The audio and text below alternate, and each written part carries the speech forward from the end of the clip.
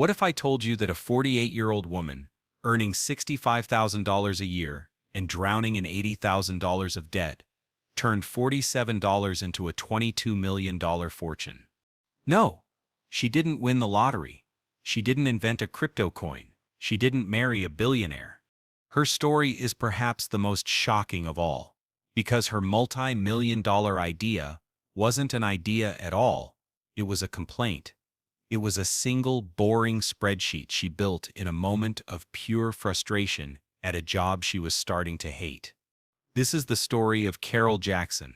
And in the next 20 minutes, I've come in to show you how she went from being an invisible administrator in a hospital cubicle to the founder of a tech company that Forbes called the accidental multi-million-dollar solution. Pay close attention, because her journey reveals a secret opportunity that 99% of people sitting in cubicles just like she was, overlook every single day. The secret isn't about having a revolutionary idea. It's about finding a stupid, inefficient problem. Carol's story is the ultimate proof that your greatest financial opportunity might not be in some new trend. It might be hidden in the most boring part of your current job. And by the end of this video, you will look at your own job, your own frustrations, in a completely different way. You'll realize you might be sitting on a gold mine. Let's go back just 5 years. Carol Jackson was 48 years old. Her life was a sea of beige. Her car was beige. Her cubicle walls were beige. Her future felt beige. Her alarm went off at 5:30 a.m. every morning. She'd hit snooze twice. She'd drive 45 minutes in gridlock traffic to Mercy General Hospital, a place she had worked for 14 years. She was a mid-level administrator in the surgical scheduling department. It was the definition of a good job. It paid $65,000 a year. It had benefits. It had a 401k. But that $65,000 was a illusion.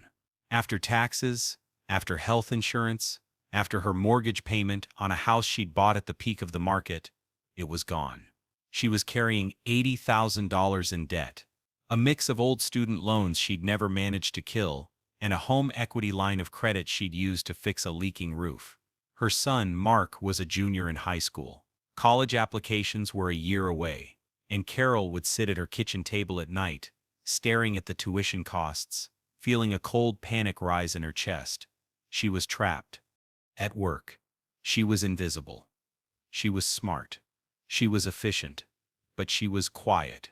She was the one who actually knew how the department ran. But when promotions came up, they always went to someone younger, louder. Someone with an MBA who used words like synergy and optimization but couldn't actually schedule a surgical theater to save their life. Carol was 48. In the corporate world, she was beginning to feel like she was expiring. Her days were spent in endless meetings, under the buzzing fluorescent lights, staring at spreadsheets that made her eyes burn. She would sit in her gray cubicle and think, is this it? Is this all there is? 14 more years of this, just to retire on a pension that probably won't be enough. She was stuck, miserable, and she felt completely, utterly powerless. A change had to come. She just had no idea it would come from the one thing she hated most about her job. The hospital decided to modernize. This is a word that should strike fear into the heart of any employee. The hospital board, in their infinite wisdom, approved the purchase of a new state-of-the-art enterprise-level scheduling software. It was called TitanFlow, and it cost the hospital $500,000. It was meant to integrate everything: patient records, doctor schedules, operating room availability, insurance billing. On paper, it was a masterpiece of technology. In reality, it was a disaster. It was slow. It was clunky. It required 40 hours of training that none of the doctors or nurses had time for. It was a system designed by engineers who had clearly never spent a single day in a real hospital. Carol's entire department was in chaos. Surgeries were being double-booked. Patient files were getting lost. Doctors were furious. Carol's job, which was already stressful, became a living nightmare. She spent her days on the phone, apologizing to surgeons, to patients, to insurance reps. One evening, After a brutal 12-hour day where a simple scheduling error nearly led to a major medical mistake, Carol sat at her desk. Everyone else had gone home. She was exhausted, and she was angry. She stared at the $500,000 Titanflow interface. It was a mess of drop-down menus and useless buttons. She thought, this is absurd. She wasn't a coder. She didn't know Python or Java, but she knew Excel. And she knew how a hospital actually worked. Out of pure frustration, she opened a blank Google sheet. She started simple. Columns for the doctor's name, the procedure, the patient ID, the required equipment, the OR number. Then she created a Google form for the surgeon's assistants to fill out. She used the data validation feature to create dropdowns, so no one could misspell a procedure name. She connected the form to the sheet. Then she spent a weekend teaching herself a simple automation tool called Zapier, just the free version. She built a Zap that would automatically send a calendar invite to the doctor and an email confirmation to the patient intake department, right from the spreadsheet. It was ugly. It was a patchwork of free online tools. It cost $0. On Monday, she showed it to two of the most frustrated surgical nurses. She said, "Forget Titanflow. Just try this." For me, they were skeptical, but they were also desperate. They tried it, and it worked. It worked perfectly. It was simple. It was fast. It was logical. Within a week, her entire department had secretly abandoned the $500,000 software and was running entirely on Carol's stupid spreadsheet, as she called it. The chaos stopped. The double bookings ended. Her boss was thrilled, assuming the staff had finally gotten the hang of Titanflow. Carol just smiled and nodded. She wasn't trying to start a revolution. She was just trying to survive her workday. But what happened next, that's what turned her $47 investment into $22 million. A few weeks later, Carol was at a barbecue. She was talking to a friend of her husband's, a man named Dr. Evans, who ran his own private dental practice. A small business, just him and 3 hygienists. He was complaining. He was venting about how he was losing money because his front desk staff kept messing up appointments. He said, "I need a better system. I looked into these big medical software packages, but they want $50,000 just for installation. I can't afford that. I just need something simple." Carol paused. A light bulb didn't just go on. It exploded. She pulled out her phone. She showed him a screenshot of her stupid spreadsheet. She explained, "I built this for my department at the hospital because our new $500,000 software was a nightmare." Dr. Evans stared at the phone. His eyes got wide. He looked at Carol and said, That is what I need. Can I buy this from you?" "Seriously, Carol, I will pay you $500 a month for this. Right now." Carol's heart stopped. $500 a month for a spreadsheet? That was $6,000 a year, from one person. She suddenly realized what she had built. The hospital, with its millions, had bought Titanflow. But what about the thousands, the tens of thousands, of small private practices? The dentists, the chiropractors, the physical therapists, the dermatologists. They had the same problem, but they didn't have the $500,000 budget. They were stuck using paper calendars and messy Excel files. Carol had accidentally built the perfect solution for a market that big tech was completely ignoring. It wasn't a boring spreadsheet, it was a business. That night, Carol went home. The $80,000 debt. Her son's college fund. It all flashed in her mind. This was a chance. Maybe. She went to a website domain registrar. She typed in https://www.google.com/search $Q=clinicflowsimple.com. It was available. She bought it. The cost $47 for the first 2 years. That was her first investment. $47. She didn't know it yet, but she had just laid the foundation for a $22 million company. For the next 6 months, Carol lived a double life. From 9 to 5, she was Carol Jackson, invisible administrator. From 10 p.m. to 2 a.m., she was Carol Jackson, tech entrepreneur. She slept 4 hours a night. She lived on coffee. She knew her Google Sheet was messy. It wasn't a real product. She didn't have money to hire developers. So she found a no-code platform, a tool called Bubble, that lets you build real professional software applications with zero coding. It was like building with digital Legos. She paid $29 a month for a subscription. She watched hundreds of hours of YouTube tutorials. She painstakingly rebuilt her spreadsheet, feature by feature, into a clean, secure, web-based application. She added a login screen, a patient database, color-coded appointments. Her first client was Dr. Evans, the dentist. He happily paid his $500 a month. Then he told two of his dentist friends. Suddenly, Carol had 3 clients, $1,500 a month. This was real. This was $18,000 a year. It wasn't life-changing money. But what she did next, that was the move that separated her from the dreamers. She knew she couldn't just rely on friends. She had to find her customers. Where do they live? She found them in private Facebook groups. Dental Practice Managers of America, Chiropractic Front Desk Professionals, Private Practice Owners Forum. These were groups with thousands of members, and they were all complaining about the exact same thing. They hated their scheduling software. It was too expensive, too complicated, or too simple. Carol didn't go in and spam her link. That would have gotten her banned. She played it smart. She listened. She would find a post where a manager was complaining, "I'm so sick of no-shows." And Carol would comment, "I'm a hospital administrator, and I built a simple tool that sends automated text reminders to patients 24 hours and 1 hour before their appointment. It cut our no-show rate by 40%. She wasn't selling. She was helping. The replies flooded in. "What is this tool? Can I see it? OMG, I need this." She would send them a private message. "It's just a little project I'm working on called Clinic Flow. Here's a link for a 14-day free trial." She got 10 new clients in 1 week. She was now making $5,000 a month, on the side, from her stupid spreadsheet. This is where the first real obstacle hit. And it wasn't what you'd expect. It was her husband. He saw the exhaustion.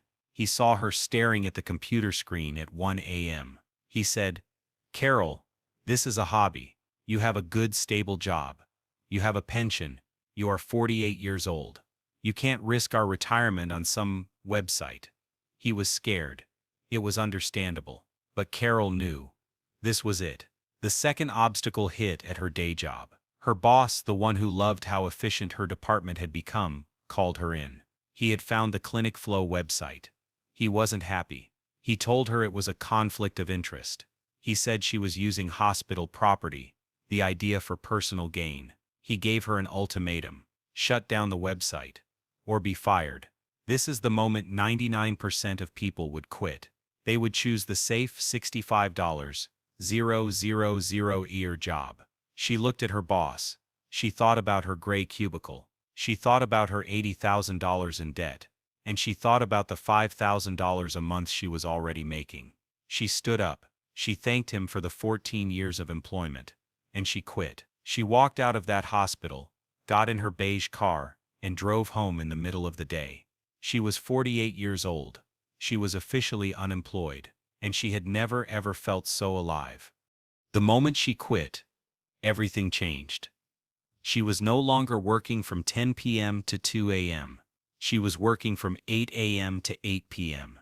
She poured all her energy into Clinic Flow. She hired her first employee, not a developer, a virtual assistant from the Philippines for $8 an hour, to handle customer support. This freed her up to do one thing: sell. She was relentless. She was in every Facebook group, every LinkedIn forum. She wasn't just Carol the administrator. She was Carol the founder, who understood them. She used her 14 years of pain as her greatest sales tool. She'd say, "I spent 14 years fighting with scheduling software built by people who don't care. Clinic Flow was built by someone who lived your nightmare." People trusted her. Her user base grew: 50 clinics, 100 clinics, 200 clinics. At $500 a month, she was now pulling in $100,000. That's $1.2 million a year. But the real explosion, the moment that turned this into a $22 million company, was still to come. She had been running the business for about 18 months. She was making incredible money. She had paid off her debt. She had paid off her house. Her son's college was no longer a worry. It was a choice. Where do you want to go, Mark? She was a massive success, but she was still small. She was the mom and pop software for other mom and pop clinics. Then she got an email. It was from a director of operations. It wasn't from a small clinic.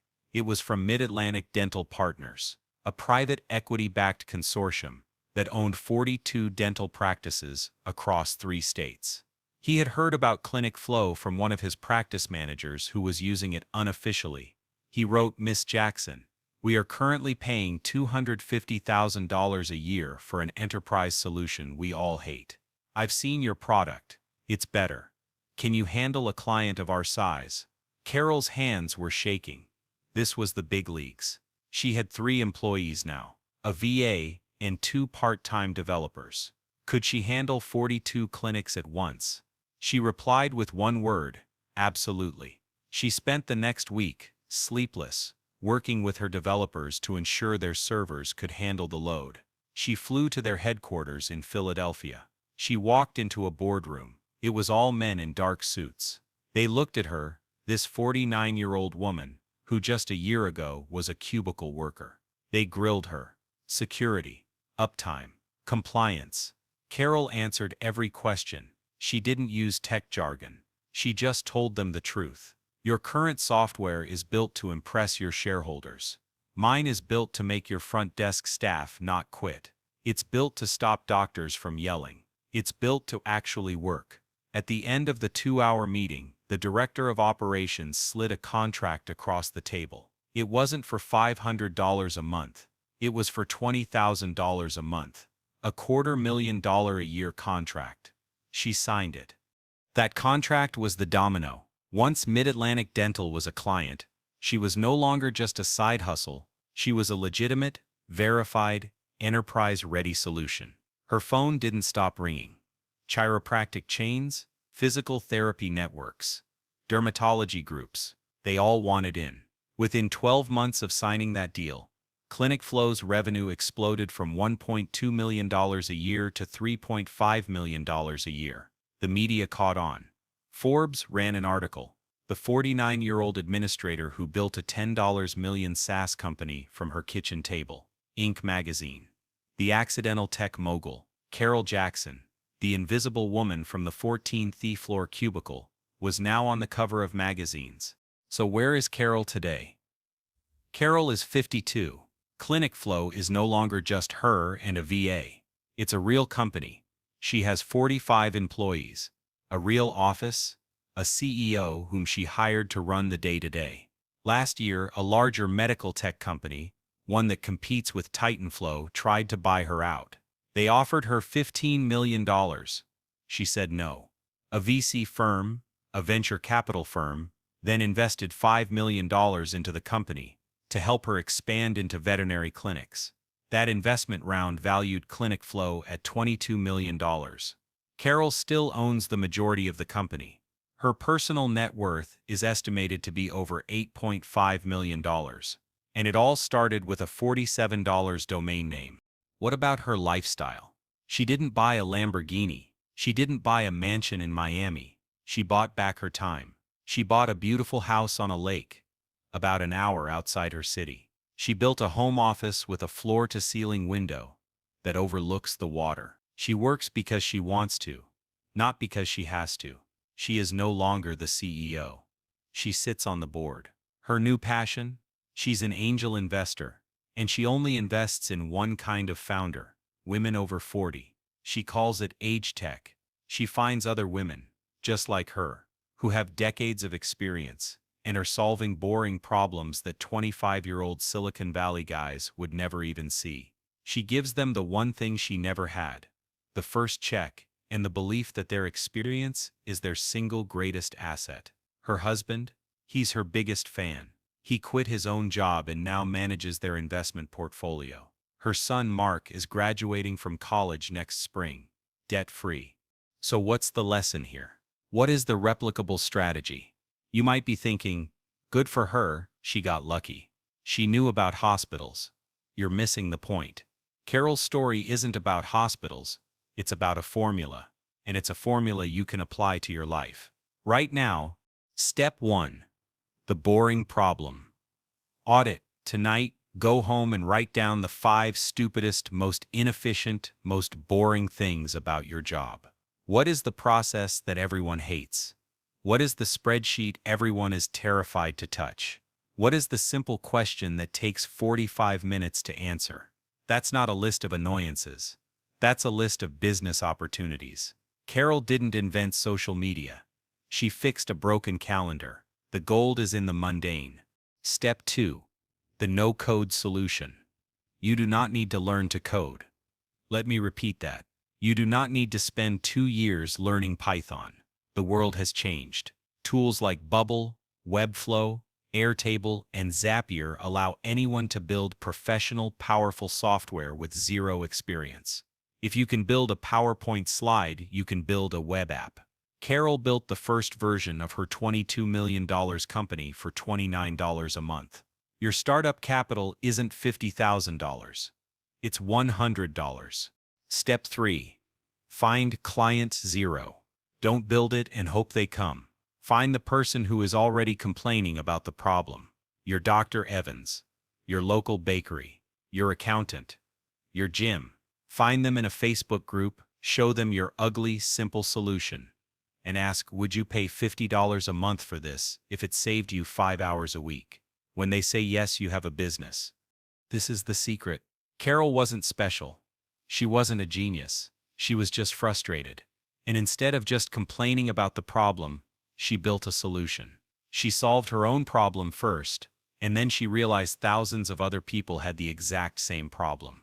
Her age, her 14 years of boring experience, wasn't a liability. It was her unfair advantage. She saw a problem that a 22-year-old coder in a garage never would have seen.